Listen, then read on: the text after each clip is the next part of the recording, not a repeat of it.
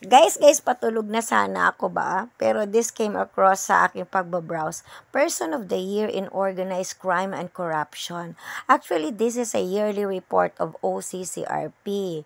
Ito na ha, 2024, 2023, 2022, brace mag-ready mga DDS, may nanalo.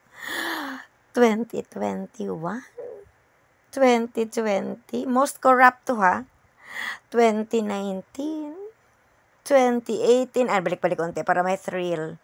Okay, 2017, Rodrigo Duterte is the President of the Philippines responsible for more than 1,000 extrajudicial killings, endorsing vigilantism and systematic violations of human rights. Basahin pa natin. Okay. So, ayan Sabi dito, Duterte made mockery of rule of law in his country. While he is not your typical corrupt leader, he has empowered corruption in an innovative way.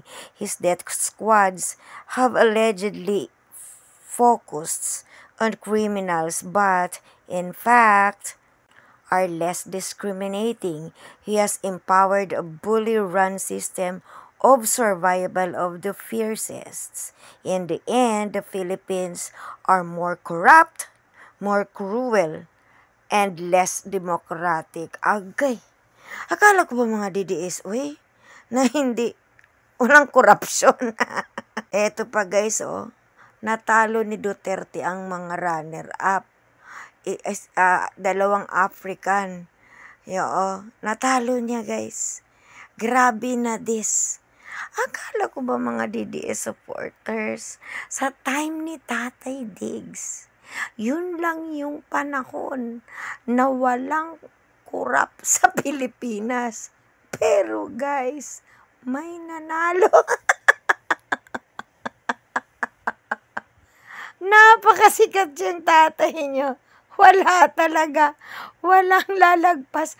Wala talaga. Panis lahat. Panalong-panalo ang Tatay Diggs nyo. Diyos mio. Dati daw, noong 2016, runner-up siya. Hindi pa siya, bago pa siya noon eh. So, a year after, na inano siya, yung tawag nito, nakaupo, ayun na.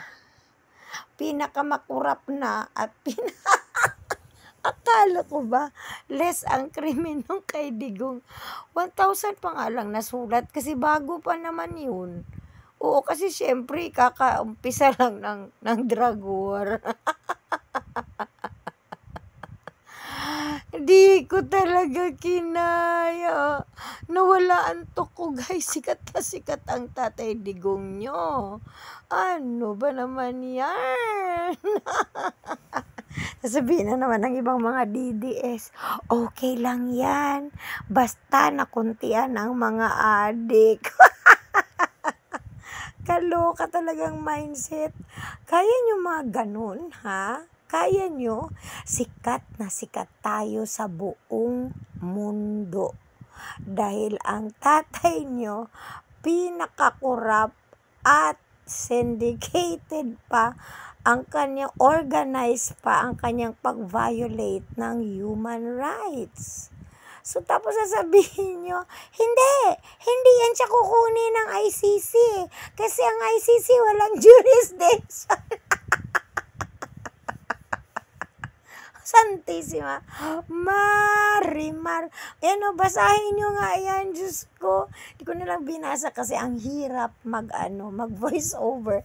Ganyan kaliit na may gali ba, Ano ba naman yan? Siya.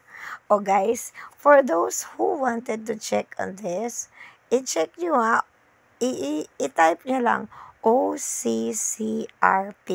Ayan all winners. Tingnan nyo. 2017, Rodrigo Duterte. Apakasikat.